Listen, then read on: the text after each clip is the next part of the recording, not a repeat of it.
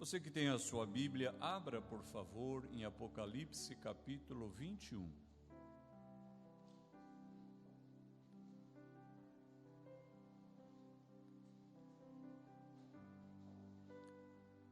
Apocalipse, capítulo 21, diz assim a palavra de Deus, versículo 9. Então veio um dos 7 anjos que tem as 7 taças cheias dos últimos 7 flagelos, e falou comigo, dizendo: Vem, mostrar-te-ei a noiva, a esposa do Cordeiro. E me transportou em espírito até a uma grande e elevada montanha, e me mostrou a santa cidade, Jerusalém, que descia do céu da parte de Deus, a qual tem a glória de Deus. O seu fulgor era semelhante a uma pedra preciosíssima, como pedra de jaspe cristalino. Amém. Até aqui a leitura da palavra de Deus.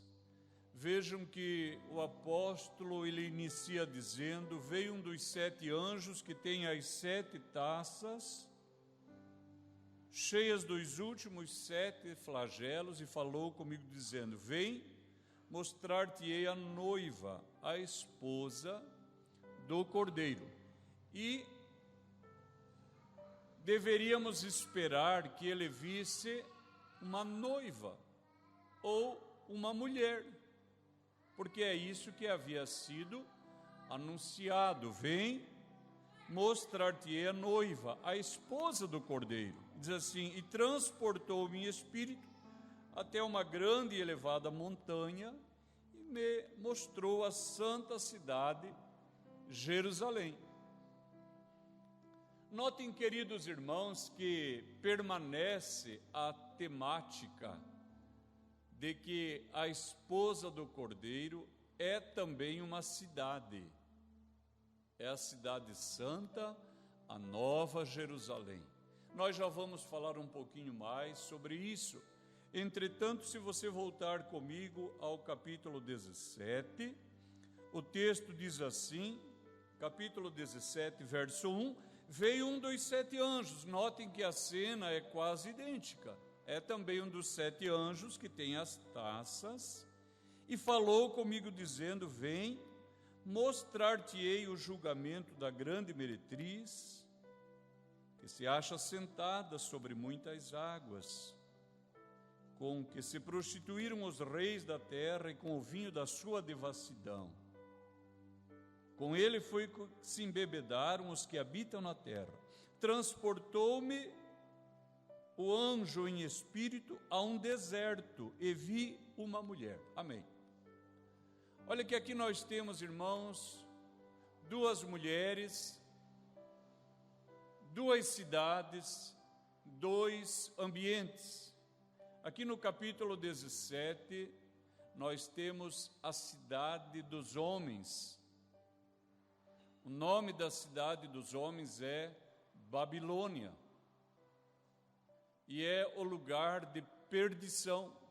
Ela é chamada a grande prostituta ou a grande meretriz, a mãe de todas as prostituições.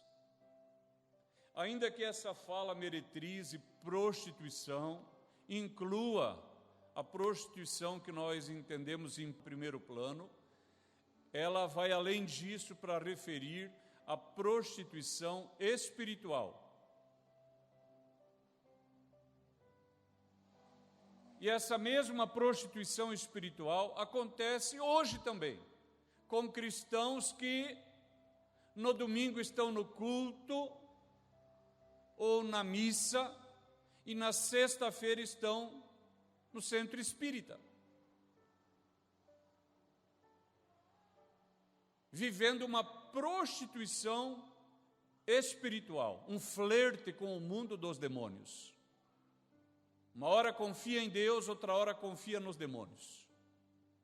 E ainda que diga que não entende assim, mente, porque no seu coração, comparando com a palavra de Deus, sabe que o caminho que escolhe é um caminho de perdição.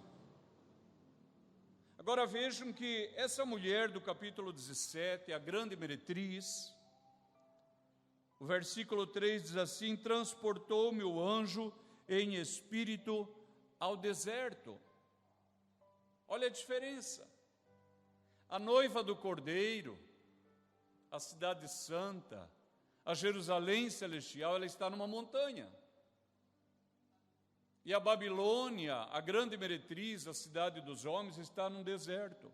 Irmãos, o deserto foi o lugar onde o povo do Senhor peregrinou durante 40 anos porque não creram em Deus.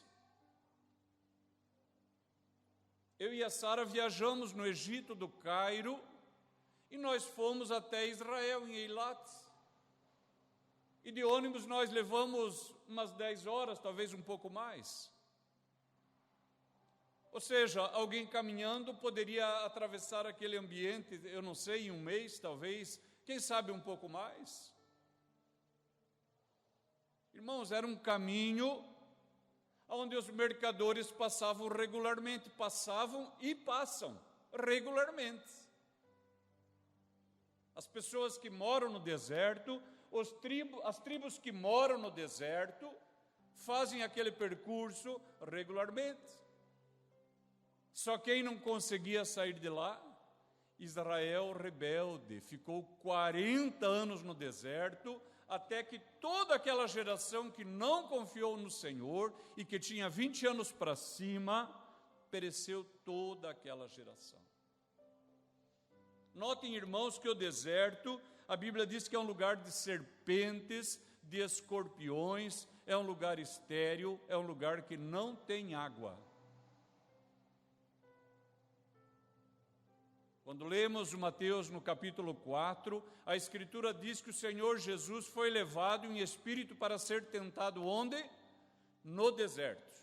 O deserto é lugar de provação, é lugar de pobreza, de miséria, de falência, de sequidão, falta de recursos.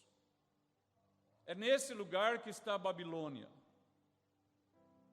E os homens se sentem atraídos por Babilônia. É a cidade dos homens.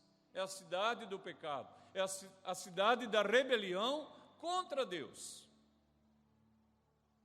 Nós precisamos decidir para que lado nós queremos ir. Se é para a cidade dos homens. Irmãos, eu tenho pensado que eu nunca vi tantos crentes bem-sucedidos financeiramente como nesta geração. É crente com boa casa, bom carro, que come bem. Os gordos se multiplicam agora. Esses dias eu estava numa festa e havia muitas pessoas bem pesadas. E eu disse para quem estava perto, não são gordos, são pioneiros. Porque nós estamos caminhando para nos tornar como os norte-americanos, aquele monte de gente gorda, gigantesca. Por causa da fartura, por causa da abundância, e as pessoas agora têm boas casas, têm bons carros, boas roupas. Por quê? Porque elas buscam isso, e os cristãos buscam isso. Mas eu nunca vi uma geração tão vazia do Espírito Santo. Por quê? Porque não buscam a presença do Espírito Santo de Deus. E quer saber, no domingo eu fiquei com vergonha, e eu fui orar e fui pedir perdão para o Senhor. Domingo eu fui orar e fui pedir perdão para o Senhor, porque abri a oportunidade, quem gostaria de ser batizado com o Espírito Santo? E pouquíssimas pessoas vieram à frente, como se ser cheio do Espírito Santo fosse algo ruim, como se não fosse algo maravilhoso. Notem que a pessoa é capaz de trabalhar horas. Eu morei na frente do posto de saúde, muitas daquelas pessoas nem iam ser atendidas, mas já de madrugada, eu não saberia pontuar, mas eu creio que lá pelas 5 horas da manhã, já tinha gente na frente de casa, esperando para ver se consegue ser atendido, uma fila de gente. E tem paciência e suportam as horas, e suportavam a chuva e o frio e o calor, e estavam todas lá. Eu quero dizer, se os crentes buscassem assim o Espírito Santo, nós nunca mais seríamos as mesmas pessoas. Aleluia. Então note, queridos irmãos, a cidade dos homens, as coisas pelas quais nós lutamos, batalhamos, e na qual está todo o nosso coração, é um lugar árido, é um lugar de deserto. Você compra um carro novo, fica maravilhado, um tempo depois você já começa a achar risco, trincado, barulho no motor, e que não sei o que não está bem, e você tinha concordado em pagar aquele valor, depois já quer entrar na justiça para ver se o advogado consegue o abatimento, sendo que você está sendo desonesto, porque você sabia que ia pagar aquele valor, o advogado está sendo desonesto, juiz desonesto, todo mundo desonesto, mas por quê? Cidade dos homens. Dinheiro, dinheiro, coisa, coisa, coisa. Esses dias eu falei para a Oriana, eu não gosto muito quando você lava aquela minha roupa, porque eu acho que ela é uma roupa bonita, mas cada lavada ela já vai ficando feia. E é assim com você também, você compra uma roupa, acha maravilhosa. Mas você não pode pôr na máquina, você tem que lavá-la com cuidadinho, senão ela se desmancha toda. E aquele sapato que você comprou em prestação, e você pode pensar o que você quiser. Quando você recebe aquilo que maravilhoso que é, mas logo você não vê a hora de se desfazer daquilo. Se nós buscássemos assim o Espírito Santo, se nós nos virássemos da cidade dos homens para a cidade de Deus, o nosso coração acharia satisfação, acharia plenitude, aleluia, acharia gozo, acharia alegria, aleluia. A irmã Zenate, que liderava os jovens da igreja em Joinville, contou o seu testemunho. Ela disse, irmão Enéas, numa época converteu um monte de jovens, a nossa igreja encheu de jovens novos convertidos. E ela disse assim, e eu queria prender eles, e começamos a fazer gincana na igreja, e começamos a fazer tardes de jogos, e começamos a fazer brincadeiras, e lanches, e de repente um daqueles jovens falou assim, irmã, por que a senhora faz isso? Ela disse, eu quero que vocês se sintam bem. Ela falou assim, isso aí nós tinha tudo no mundo, nós não viemos para a igreja por causa disso, nós queremos conhecer Deus, aleluia. A palavra de Deus diz que a alma faminta, todo amargo é doce, mas para aquele que está saciado, ele pisa favos de mel. Vejam que aqui nós temos duas cidades. A cidade dos homens, a Babilônia, ela está lá no deserto, é o lugar da prostituição, o lugar do erro, da coisa errada. Mas aqui no capítulo 21, nós temos uma cidade maravilhosa.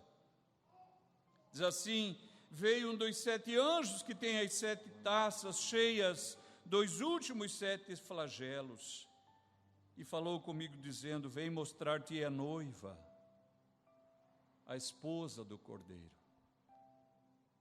Me transportou em espírito até uma grande e elevada montanha. Notem, queridos irmãos, o Senhor Jesus em Mateus 5, 13 e 17, ele diz assim, é impossível esconder uma cidade edificada sobre um monte. Do que ele está falando? Da igreja. Da igreja. A igreja está edificada sobre um monte. Quando nós olhamos Moisés, quando que Deus fala com ele? Quando ele está lá no Monte Horebe. Vejam que o lugar do encontro é para cima, o lugar da derrocada é para baixo. Aonde que ele recebe as tábuas da lei? Lá no Sinai. Você já leu sobre o sermão das bem-aventuranças? Você pode ler, o Senhor Jesus está no monte. E queridos, para subir ao monte é preciso ter coragem. Guarde aí, porque isso é espiritual. Para subir a montanha é preciso ter coragem. Quando nós chegamos no deserto, na península do Sinai, e havia um hotel muito grande, um hotel muito bom, lá no meio do deserto, e infelizmente uma das guias disse, Já subi o Sinai 40 vezes, não aconselho ninguém a subir. Olha o que a mulher diz. Porque é escuridão, é treva. Se você sai um pouco para fora do carreiro, você cai no abismo. E é verdade, cai no abismo, não tem corrimão, não tem nada. São 6 quilômetros de subida. E depois, no final, são 750 degraus irregulares. E ela falou assim, não aconselho ninguém a subir. Irmãos, na minha caravana estava o ônibus que tinha sido fretado, mais um outro ônibus que chegou da Inglaterra. Nós éramos umas 60 pessoas. Eu não sei dizer, irmãos, mas acho que umas 20 subiram. Todo o restante preferiu ficar no hotel, no ar-condicionado, assistindo televisão, dormindo em lençóis brancos. E a minoria teve a coragem de subir o Sinai. Guarde isso, para subir o Sinai precisa ter o quê? Coragem. Lembra que a Escritura diz, vai ficar de fora os tímidos? Irmãos queridos, eu tinha sofrido aqui na frente da igreja um acidente muscular grave. Nós íamos viajar em abril, no mês de janeiro, quando eu fui atravessar a rua, veio um carro. E ele veio tão rápido, eu arranquei rápido. E eu senti aqui uma dor terrível na panturrilha. E minha perna inchou, e eu fiquei quieto, e já naqueles dias eu tinha que ir a Florianópolis ministrar. E quando fomos lá na Lagoa do Peri, me parece, era um dia frio, a lagoa estava fria, e eu fui entrando com o apóstolo, com o pastor Elienay. E quando nos se aproximamos dos jovens, eles vieram brincar de jogar água na gente, eu não queria porque a água estava fria, e eu tentei sair correndo, irmãos. A dor terrível aqui, irmãos. Eu imagino que teve um rompimento, eu acho que foi isso, irmão. Porque a minha perna ficou tão grossa que eu não conseguia tirar a calça. E ela ficou verde na hora. E eu sofri todos aqueles dias. E depois nós fomos para um hotel, eu, o pastor Joabe, o pastor Elinai, minha irmã Sara, e ficamos acho que uns 4 dias no hotel, descansando. Irmãos, eu subi o degrau assim. A minha perna não dava para ter movimento nela, eu andava com essa e arrastava essa, andava e arrastava, andava, grossa. E eu comecei a orar e disse, Senhor, tem misericórdia, eu vou subir o Sinai. Vou ficar mais de 10 dias andando como uma caravana, de manhã até a noite. Tem misericórdia. E eu fiquei quase um mês quieto, não fazia nada, só deixava a perna quieta, quieta, quieta. Depois de um mês, eu comecei a me abaixar assim no banheiro, tomando banho bem devagarzinho. Depois comecei a andar, comecei a caminhar um pouco mais, comecei a correr. Irmãos, e quando eu estava lá subindo o Sinai, já tinha subido 6 quilômetros, tinha subido já 500 degraus, faltava 250 para terminar de subir. Quando eu comecei a subir, que daí é uma reta assim, irmãos, quando eu comecei a subir, deu um nó na perna, mas terrível, aleluia. Mas lembro que o Senhor, o anjo, falou para Elias, come e bebe, e a Bíblia diz que ele comeu e bebeu, e com a força daquela comida ele subiu até onde? Até Horebe, o monte do Senhor, lá é o monte de Deus. E eu estava lá, e eu disse, Senhor, o Senhor me trouxe até aqui, agora opera um milagre na minha perna, e cura ela. Irmãos, eu senti a glória de Deus descendo. Na hora, o nó desmanchou. Eu falei para Sara, Sara, prepare a câmera, com o resto eu vou subir correndo. E ela filmou, e quem quiser ver está no meu perfil. Subi correndo, estou curado até hoje, aleluia! Glórias ao nome maravilhoso de Jesus, aleluia! Quem sabe quantos ficaram no hotel, porque estavam ruins, porque estavam doentes, poderiam ter sido curados naquela madrugada. Eu quero dizer para você, para subir o monte é preciso ter coragem, aleluia. E quer saber uma coisa? Foi lá no Monte Calvário, aleluia, que Jesus disse, está pago, está consumado. O nosso lugar é para cima, irmãos, o nosso lugar não é para baixo. Agora o texto diz assim, versículo 2, me transportou em espírito até uma grande e elevada montanha, e me mostrou a santa cidade, Jerusalém, que descia do céu. Olha isso. Descia do céu, da parte de Deus. Irmãos, a igreja, ela é toda uma obra sobrenatural. A igreja é uma obra de Deus. E nós estarmos no céu será uma obra de Deus. Cada um que está aqui e que chegar lá saberá disso. Alguém disse que haverá 3 surpresas lá, porque alguém vai pensar, eu não acreditava que aquela irmã vinha. Outro dirá, e aquele um que eu tinha certeza e não veio? E a terceira, eu vim. E por que eu vim? Porque foi uma obra de Deus. Foi uma obra de Deus. Irmãos, por nós já teríamos desistido. Por nós já teríamos parado. Quantas vezes, com dificuldade, com problemas, e nós como pastores, quantas vezes debaixo de perseguição, de luta, de difamação, às vezes falta de financiamento, às vezes deserto espiritual, por nós já teríamos parado quantas vezes, mas é o Senhor que insiste e diz, levanta-te, eu te ajudo, esforça-te, eu te ajudo, aleluia, aleluia, quando você chegar lá, e você chegará, se você não parar na caminhada, você saberá, foi Deus que fez isso. A cidade santa, ela desce do céu, aleluia, e diz o versículo 11, a qual tem a glória de Deus. O seu fulgor era semelhante a uma pedra preciosíssima, como pedra de jaspe cristalina.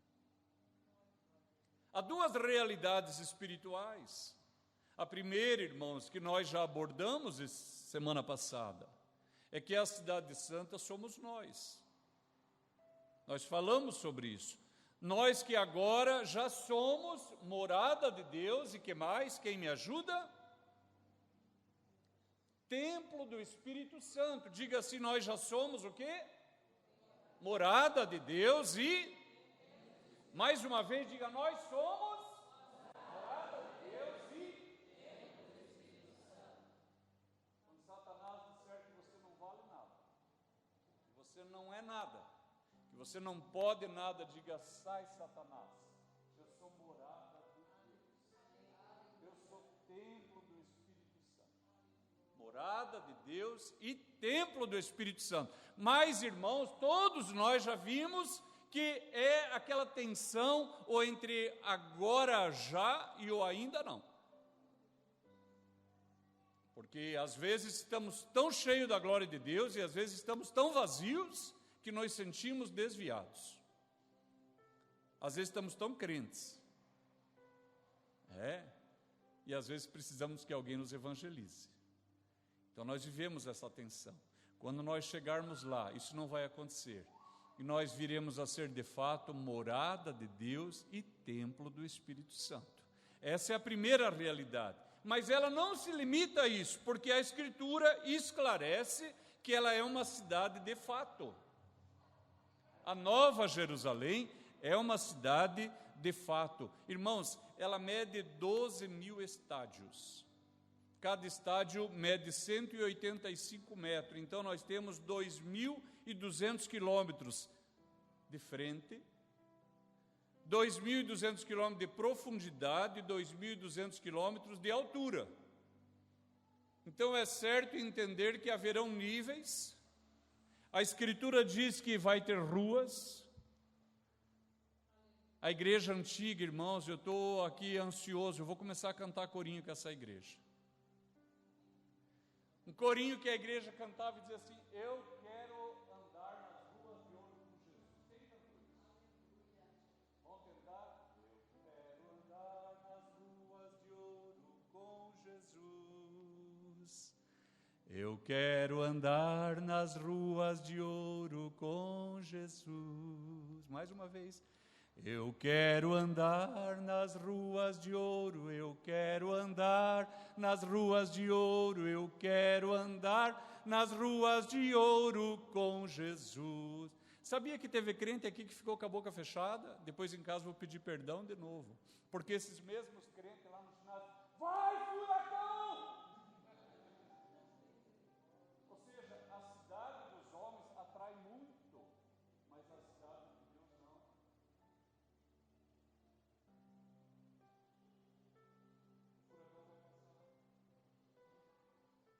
Todas essas coisas vão passar, mas essa cidade, ela é para sempre, e eu quero andar nas ruas de ouro com Jesus.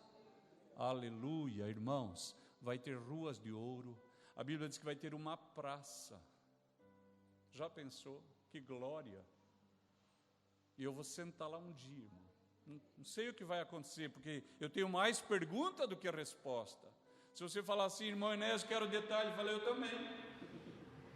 Eu tenho mais pergunta do que resposta, mas o pouco que eu sei é suficiente para eu saber. Eu não quero mais a cidade dos homens, eu quero a cidade de Deus.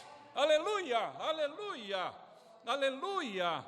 Um hino tão antigo, esses dias uma cantora famosa, uma mulher maravilhosa de Deus, eu vou lembrar de trazer e colocar aqui para a igreja. Ela cantou assim, estou seguindo a Jesus Cristo, para trás o mundo, Jesus na frente. Todos os irmãos antigos lembram disso, porque eram tudo simples. É uma cidade de ouro, irmãos. A Bíblia diz que vai ter um rio, vai ter uma árvore lá. Essa árvore vai dar frutos, nós vamos ver na próxima semana mais detalhes sobre isso. Essa cidade, ela vai ter também um muro de 144 côvados, 144 côvados. É um muro gigantesco, é mais de 70 metros de altura. Agora, se você pensar que a cidade tem 2.400 metros, o muro até não é tão alto. E o texto diz assim, versículo 12, tinha grande e alta muralha, 12 portas, e junto às portas 12 anjos, e sobre elas nomes escritos que são os nomes das 12 tribos dos filhos de Israel. Versículo 14, diz assim, a muralha da cidade tinha 12 fundamentos, e estavam sobre estes os 12 nomes dos 12 apóstolos do Cordeiro. Olha, são duas realidades. Uma, a cidade tem 12 portas, e sobre cada uma das portas está escrito o nome de uma tribo de Israel. A cidade também tem 12 fundamentos, e sobre cada fundamento, o nome de um dos 12 apóstolos. Irmãos, essa inscrição, ela deixa bem claro que Deus se lembra. Deus se lembra. Reiteradas vezes a palavra de Deus fala de Deus fazendo memorial a favor do pio, da pessoa justa, da pessoa que tem fé.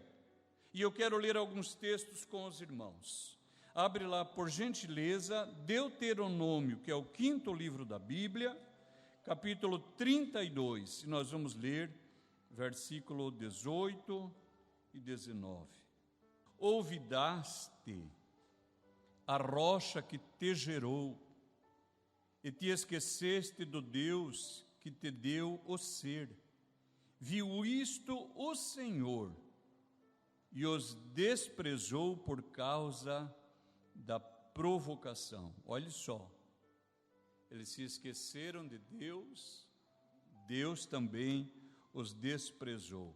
Em Isaías, no capítulo 17, é depois de Salmos, Isaías 17:10, porquanto te esqueceste do Deus da tua salvação, e não te lembraste da rocha da tua fortaleza, ainda que faças plantações formosas e plantes mudas de fora, e no dia em que as plantares, as fizeres crescer, e na manhã seguinte as fizeres florescer, ainda assim a colheita voará no dia da tribulação e das dores incuráveis. Notaram? Esquece de Deus, ele se esquece da pessoa. Ezequiel 23, 35, logo para frente. Ezequiel 23, o versículo 35.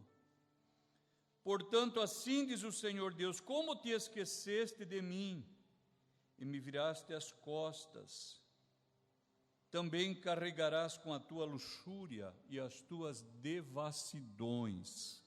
E uma última leitura, Oséias. Os irmãos perceberam a gravidade disso? Você vai ficar com os teus pecados para você. Falando de modo positivo, se você se lembrar de mim, eu apago as tuas transgressões. Mas se você se esquece de mim, você carrega as tuas luxúrias, os teus pecados, sejam sobre a tua cabeça.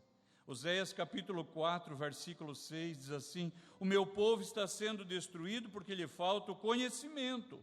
Porque tu, sacerdote, que é o pastor, rejeitaste o conhecimento, também eu te rejeitarei, para que não sejas sacerdote diante de mim. Visto que te esqueceste da lei do teu Deus, também eu me esquecerei de teus filhos. Notaram, irmãos? Aqui nós temos a cidade dos homens, se esquece de Deus, vira as costas para Deus. Agora a Escritura fala de outras pessoas, uma fala positiva. Os irmãos lembram de Noé. A Bíblia fala de Noé que ele era justo entre as suas gerações, e o texto diz: Noé andava com Deus. E quando você vê o dilúvio em andamento, de repente o texto diz assim: e lembrou-se Deus de Noé, e fez soprar um vento, e cessaram as águas do dilúvio. Lembrou-se Deus de Noé. Quer ver mais um? Abraão, a partir do capítulo 12 de Gênesis, o Senhor dá uma ordem para ele. Se você for lendo, me parece que 10 versículos depois, ele já está fazendo um altar. Você acha que é pouca coisa você, antes de dormir, ajoelhar lá do lado da sua cama e falar assim: Deus, muito obrigado por este dia. Se comprou um carro novo, obrigado, Senhor, por este carro. Acho que é pouca coisa. Você para lá na sua casa, abre a Bíblia e começa a ler, você está se lembrando de Deus, acha que é pouca coisa? Os anos passaram, irmãos. Você vai encontrar a Escritura dizendo assim: e Deus lembrou-se de Abraão e teve misericórdia de Ló. Deus lembrou de Abraão. E depois os séculos passam, Israel está oprimido. O Senhor diz assim: lembrei-me da minha aliança com Abraão, Isaque e Jacó. Desci para livrar o meu povo. Aleluia. Você lembra de Ana, aquela mulher que não tinha filhos, que era oprimida pela outra mulher do seu marido, que zombava dela, que escarnecia. E um dia ela chegou a um limite e foi orar no altar. Foi lá na escadaria e orava e chorava e orava e chorava. E ela disse: Senhor, se o Senhor me der um filho, eu te darei. E dali a pouco o profeta libera a palavra. Ela vai para sua casa assim: lembrou-se Deus de Ana. Você lembra de Deus, e Ele vai se lembrar de você. Por que você veio ao culto hoje? Porque você lembrou do culto. Você lembrou do culto. Agora vejam, irmãos, as 12 tribos de Israel, a única nação monoteísta, irmãos, a única nação monoteísta do mundo antigo, adoravam somente ao Senhor. Elias, o homem de Deus, tinha um nome que quer dizer: Deus é Jeová, não tem mais ninguém, é o Senhor. E condenavam os ídolos, e às vezes pecavam indo atrás dos ídolos. O Senhor corrigia, eles voltavam. Aquela luta contra o pecado, luta contra as paixões, contra as tentações, mas eles se lembravam do Senhor. Os séculos se arrastaram, os milênios passaram. A Escritura está dizendo: vai ter uma cidade celestial, e o nome das portas é o nome das 12 tribos. O Senhor honra quem o honra. O Senhor se lembra de quem lembra dele. Os 12 apóstolos não pareciam 12 loucos? No meio de uma nação judaica, numa nação que não entendeu o seu chamado, Aqueles 12 homens largaram tudo, eles disseram: Senhor, nós largamos tudo e te servimos. O tempo passou, na cidade celestial tem 12 fundamentos, cada fundamento tem o nome de um dos apóstolos. Você lembra e o Senhor também se lembra. É por isso que Neemias, quando você lê Neemias, quem aqui é feito a escritura sabe que ele orava: Senhor, lembra-te de mim. O salmista Davi, ele orava: Senhor, lembra-te de mim. É por isso que a escritura diz em Eclesiastes 12: lembra-te do teu Criador quando? Nos dias da tua mocidade. Antes que venham os tempos maus e venhas a dizer: não tenho neles contentamento. Lembra-te do Senhor agora, quando você tem força, quando você tem vigor. Alguém fala assim: eu quero viver o mundo, e quando eu estiver velho, eu vou ir para o Senhor. Quem falou que Deus vai querer? A pessoa viveu a vida inteira nos bailes, nas bebidas, nos bares, na prostituição, e quer continuar assim. Quando estiver bem velhinho, eu vou para a igreja. Quem falou que Deus vai querer? Está escrito: como você se esqueceu de mim, eu vou me esquecer de você. Agora, olhe a sabedoria de um homem criminoso, um homem que estava para morrer crucificado ao lado do Senhor Jesus. Momentos finais da sua vida. De repente ele teve a revelação: o da cruz do meio é Deus. Irmãos, ele sabia que não tinha tempo, irmãos. Ele virou para o Senhor e disse: lembra-te de mim quando entrares no teu reino. O Senhor vira para ele e diz: hoje você vai estar comigo no paraíso. Você se lembra de Deus, Ele se lembra de você. Aleluia. Glórias ao nome maravilhoso do Senhor. Volte uma última vez para Apocalipse. Diz assim o versículo 11: a qual tem a glória de Deus. O seu fulgor era semelhante a uma pedra preciosíssima, como jaspe cristalino. Irmão, sabe por quê? Muitas pessoas não buscam a glória de Deus, nem a presença de Deus, porque nunca a experimentaram. Nunca experimentaram.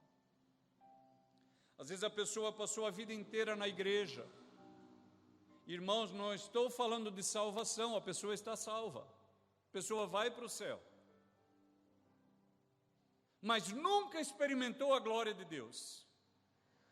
Então, quando tem cultos de avivamento, a pessoa diz: eu já preciso ir embora porque está ficando tarde. Não é. É só porque a pessoa nunca experimentou a glória de Deus. Eu estava vendo hoje o pastor Moisés Campos, que mora nos Estados Unidos, dando testemunho do avivamento em Brownsville, que eu tenho falado aqui para a igreja. Ele disse: quando soubemos do avivamento, era o ano de 1996. Nós fizemos uma caravana aqui nos Estados Unidos e fomos de avião, um grupo de irmãos. Quando chegamos na cidade, nós já vimos que a atmosfera era outra. E fomos para o lugar de culto no meio da tarde. Quando chegamos lá, o culto era à noite. Ele falou assim: de tarde, na fila, já tinha 300 pessoas, pelo menos, na nossa frente. E eu queria ir para o hotel, nós queríamos tomar um banho, se arrumar para vir. A caravana falou: não, já vamos ficar tudo aqui. O culto ia ser só à noite, mas a glória de Deus já estava. Por que eu vou para casa? Irmãos, a pessoa que diz assim: eu tenho medo de ir lá à frente, porque às vezes eles estão ungindo com óleo, vai sujar minha camisa nova. Irmãos, se fosse possível, se funcionasse, eu daria todo o meu guarda-roupa para ver a glória de Deus sobre esta igreja. Eu daria tudo, irmãos. Alguém diz: não, mas é que se eu ficar eu vou perder a minha carona. Eu quero te dizer, se um dia na sua vida você experimentar a glória de Deus, você saberá do que eu estou falando. Pessoas são capazes de atravessar a cidade a pé, para ir ao lugar onde está a glória de Deus, e não importa que horas vai acabar. Esse mesmo pastor disse, os cultos terminavam 3, 4 da manhã, e nós íamos para o waffle comer alguma coisa, e quando chegávamos lá de madrugada, os crentes não conseguiam segurar os pratos encharcados da presença de Deus, e não viam a hora de voltar para o próximo culto. Aleluia. Quero perguntar para você, para onde está virado o seu coração? Para onde está virado os seus afetos, suas emoções? É para este mundo? É para as coisas deste mundo? Irmãos, não tem nada de errado de ter uma casa boa. Não é nada disso que eu estou falando.